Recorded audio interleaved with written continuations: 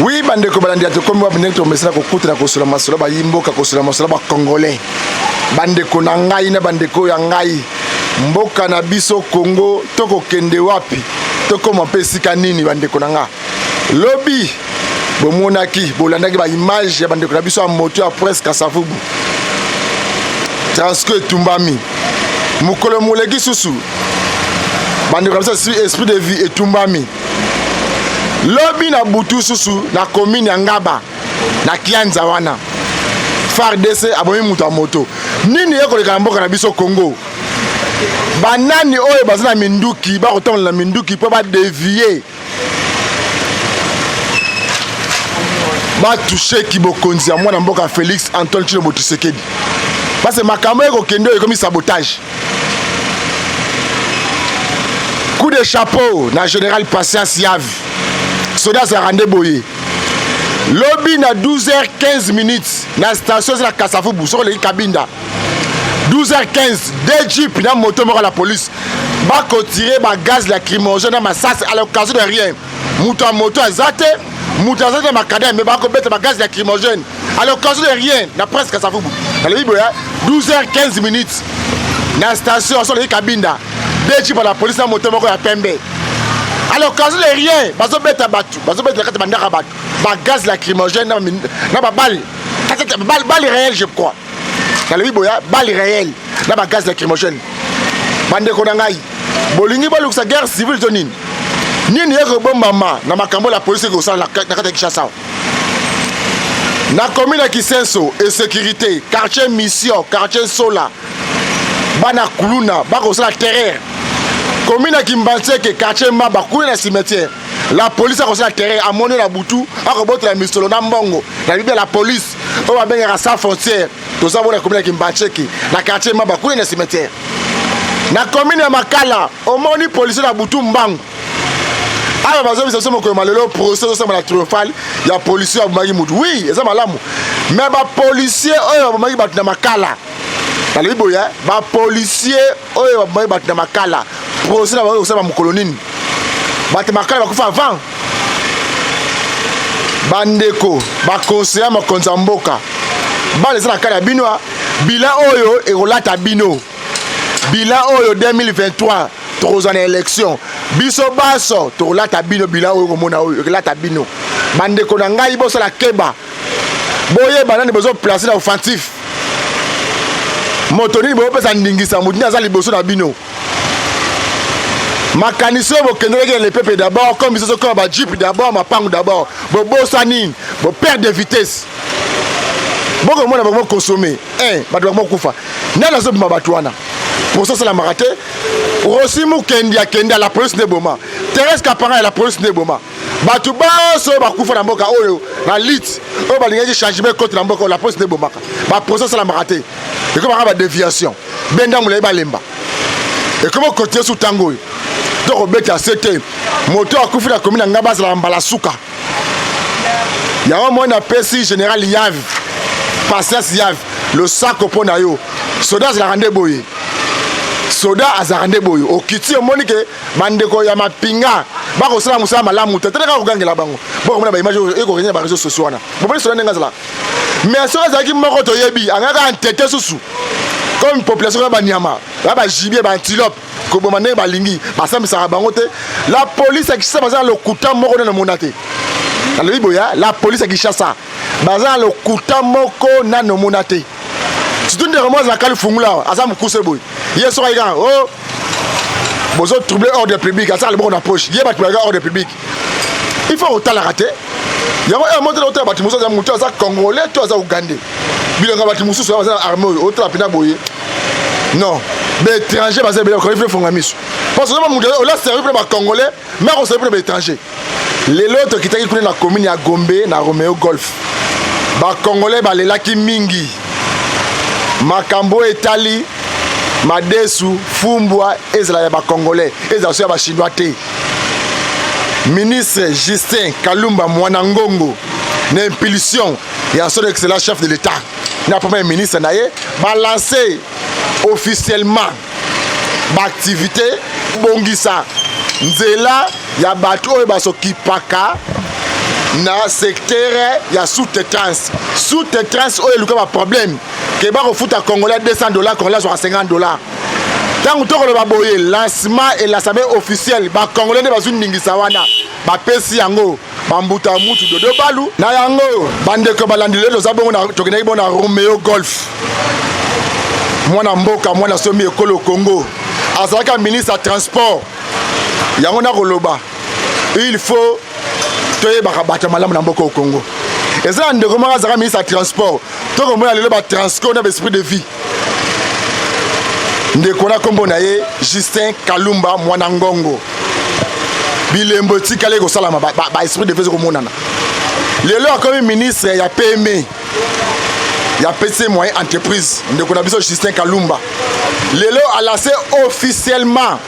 donc makambu ya sous-traitance oyo ba étranger bazora ba congolais ba kopesa ba misolo ba futa bango $200 et comme ba 50 na mboka ba congolais abu pia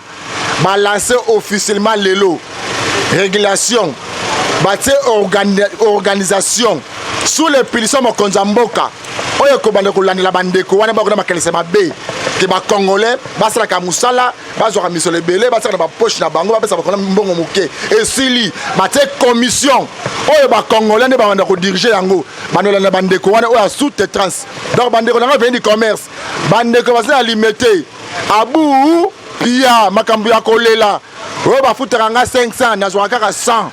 makambo esili bolanda lelo tokitaki kuna la commune ya Gombe manifestation salama kuna sous les pulsions il y a vice-premier ministre ministre à plan ou a représenté premier ministre bolanda na bokebi nyosu ministre Justin Kalumba mwana ngongo bolanda ndenge le kai kuna ambiance le kai kuna.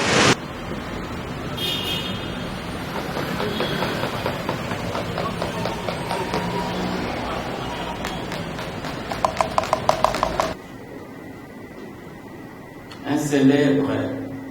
proverbe enseigne, je cite, une vision sans action est un rêve éveillé et une action sans vision n'est qu'un cauchemar. La vision conjuguée à l'action peut changer le monde entier. Fin de citation. En effet, aujourd'hui, dans notre pays, la République démocratique du Congo, la vision, celle de la transformation sociale et économique à travers l'entrepreneuriat, rencontre enfin l'action, celle qui consiste à avoir une bonne frange des Congolaises et des Congolais, sortir de la pauvreté et accéder réellement et concrètement à la classe moyenne, comme l'a si bien dit Monsieur le Directeur Général de l'Autorité de régulation. Dans cet ordre, la cérémonie de séjour, qui porte sur le lancement officiel des activités de l'Autorité de régulation de la sous-traitance dans le secteur privé, n'est en réalité que la face visible d'un bouleversement historique et inédit dans l'orientation stratégique de notre économie. Bien au-delà, la cérémonie de séjour revêt une triple symbolique. D'abord, celle de la continuité de l'État. L'État congolais, notre bien commun, qui transcende les clivages et les régimes politiques. La vision de la transformation sociale et économique de notre pays à travers l'entrepreneuriat est matérialisée aujourd'hui par le président de la République, chef de l'État, son Excellence Antoine Félix Tshisekedi Tshilombo, après avoir été initié par son prédécesseur, le président de la République honoraire, son Excellence Joseph Kabila Kabange. En effet, promulguée depuis le 8 février 2017, la loi fixant les conditions applicables à la sous-traitance dans le secteur privé n'entre effectivement en application qu'aujourd'hui, avec le lancement officiel des activités de l'autorité de régulation, sous la houlette, bien entendu, de son Excellence Antoine Félix Tshisekedi Tshilombo. Comme il faut rendre à César ce qui lui est dit, je voudrais solliciter de cette assistance, à cette occasion, l'ovation méritée de ces deux grands personnages de l'histoire de notre pays pour la grandeur de leur vision, l'accomplissement de celle-ci et leur sens combien élevé de l'État.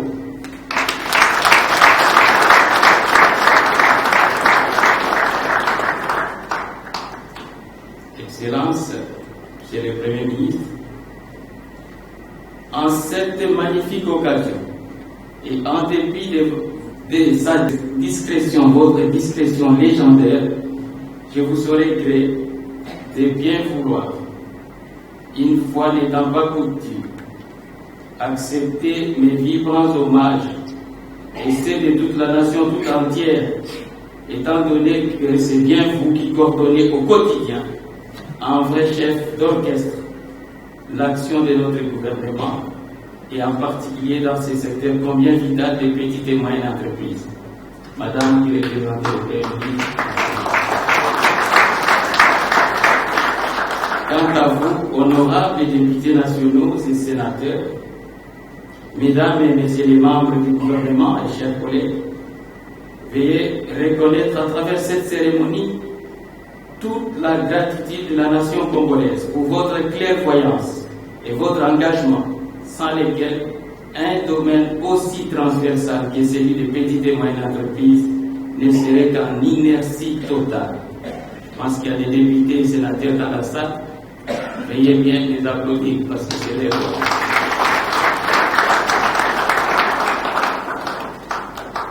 Ensuite, le lancement officiel des activités de l'autorité de régulation de la sous-traitance dans le secteur privé indique clairement notre orientation idéologique quant à la gestion de notre économie, basée désormais sur la révalorisation des nationaux, qui, à n'en point douter, devraient constituer légitimement et fièrement les tout premiers cercles des investisseurs de notre beau et grand pays. Elle incarne donc notre volonté de reprendre en main notre destin en tant que nation, du fait de la redistribution des richesses générées par notre croissance économique au profit des Congolaises et des Congolais d'abord et tant d'autres par la suite. En fait, depuis plus d'une décennie, l'économie congolaise connaît une relance, avec un taux de croissance économique soutenu, principalement porté par les secteurs des mines, des hydrocarbures, du bâtiment et des télécommunications. Cependant, cette croissance ne produit pas d'effet nettement perceptible au plan économique et social, notamment en termes de renforcement de notre tissu économique, en termes d'émergence des classes moyennes et de création d'emplois. Pourtant, sous d'autres cieux, dès que le taux de croissance économique annuel atteint et dépasse 1%, il y a automatiquement un frémissement dans l'économie réelle, sous forme d'accroissement des richesses et de création d'emplois. Pourquoi est-ce différent chez nous, en République démocratique du Congo, quand bien même que le taux de croissance frôlerait les 2 chiffres? L'une des causes de cet état des choses résiderait dans le fait que les entreprises à capitaux étrangers, ou même des entreprises qui sont congolaises, bien sûr, à majorité des capitaux étrangers, se sont accaparés de la quasi-totalité du marché de la sous-traitance. Pour être concret, Prenons l'exemple du seul secteur minier de notre pays, dont le marché des sous-traitance est évalué à environ, tenez-vous bien, environ 2 à 3 milliards de dollars par an. Les entreprises principales à capitaux étrangers ne sous-traitent tous les marchés annexes et connexes qu'aux autres entreprises à capitaux étrangers, utilisant aussi la plupart du temps une main-d'œuvre à dominance étrangère. Des moments très forts.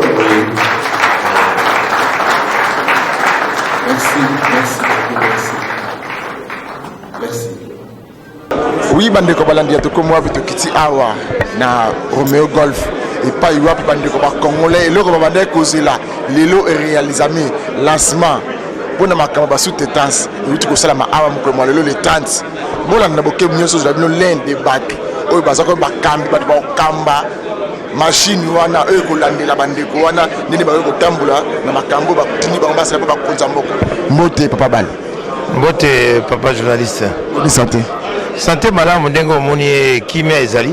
Moi confiance au président de la République à Pessi. Pour la première fois, il y a que sous-traitance, il y a autorité en régulation, il y a besoin de sous-traitance secteur privé. Il sa priorité, na oyo besengi babenga entreprise congolaise d'abord. Yango na donc pour na besoin ça c'est madame. C'est beaucoup gérer en bien to minga minga okota. To pour le yo to yamba be mission mingi. Obanda ko beta 7 na eloko oyo. Lelo ekokisami. Tata mokonzi ekola ba Alexis Liboso va présenter bino baso ba congolais bozo machine oyo na maboko. Ba congolais ba landa biso ba espérer nini mikoza ikoya. Na base de confiance à Liboso ezali ke biso moto za bata secteur privé. Et donc na kata secteur privé wana soko yo moko balobi ki ba pesa occasion. Hein? Ozwa mukano teko bana kosala sous-traitance ndeni yo koluko trahir yango obi bimbisa opesa occasion na mopaya alors que yo moko zolinga yozo yango ekosala mandenge nini donc yango le monde que confiance wana batie biso toza na kati po tomeka kokonza yango de façon que to éviter le ministre na biso ya tutelle a souligné ki place wana le bité confiance wana bakotia même bagarre de foot total de façon que ebebisa mate ezala te que bateau bandi kosala yango baza kozala donc ba étiquette ya pamba mais en fait ezali patrimoine ya ba congolais te donc ba bengi ba associé bidon biloko wana il faut tout ça tout veiller na yango et kosala mate de façon que entreprise congolaise ezala d'abord liboso pour à gagner azwa confiance wana de façon que sous-traitance autozui ramification kosala mayokitati na niveau ya base yango moni raison le bon bête na ocete soko biso tozui to kokabula ekokita na base alors soko mopaya zui ezongi na mboka na ye soko biso tokozwa tokotransmettre yango ba ressources na ekokita ti na niveau ya se omoni avantage kosala ke lobby économie na se mata donc toza na intérêt to bomelo wana te parce que biso mo toza ba gagnant na yango Tondo Botondi. Merci beaucoup. Salamia. Oui, bande ko balandi atoko moi peut-être de bisa kino liste ko liste kiti ana Romeo Golf le les 30. Ba congolais ni surtout ya secteur commerce limité bolela ki mingi. Mukolango yango te lancement officiel ya règlement ya autorité na bino ba secteur ya sous-traitance makambo si la ba congolais ba ko présenter awa to ko za bongo de deux balles yo za mokambi azo kamba secteur wana ba congolais ba so ko na biso sikoyo na côté ya lingala ba retenir nini activité ya lelo ça y pour na nini pour na bango nyeso activité ya lelo ezali pour gouvernement et simana biso kotombola biso poto banda musala oyo ya sous-traitance malamu ce que Olandi malamu ça fait 2 ans que bakonjamboka babimisa ki mubeko ya sika ya loi sur la sous-traitance mubeko na lobby na makambo etali sous-traitance ba activité nyo sous-traitance esengeli que ezala ba compagnie ya bana mboka ya ba congolais bisika ba congolais baza na majorité à capitale ba compagnie on ande il faut esalaka misala ya sous-traitance mususu te soki kaka majorité ezali pa ya qualité capital eza ba paya compagnie on a ekozala agréé te pour la sous-traitance pour ça la sous-traitance il faut au moins 51% à capital ezala na maboko ya bana mboka. OK ba congolais nyeso ba landa biso siko espoir nini ba ko tia ndenge cérémonie alelo salami bali kete makambo yo boko respecter ndenge mokonzi ya lobby to milinga kota susu ba ndeko baleli mingi ba ko lela timu ko lelo bakonzi mboka basi bayokaki kolela na bango yango wana bakamataki mobeko oyo sikoyo bale ekomi na camp na biso na camp ya bakongole bango moko nde ifo basimba eloko wana basalela yango eza droit na bango ba exercer droit na bango baomona ndenge makambo ya liboso. Merci. Merci. Merci bandeko balandi ya tokomi wapi boende ezalaka bomoni ya topesi ndenge makambo kotambola maintenant kotuna motuna moko boye ba jeep oyo ya Assemblée nationale oyo bapesa ba député ne ba oyo bapesa ba ministre za l'état te siko mbangu botambola na manzela boyela nini bobanga kape nini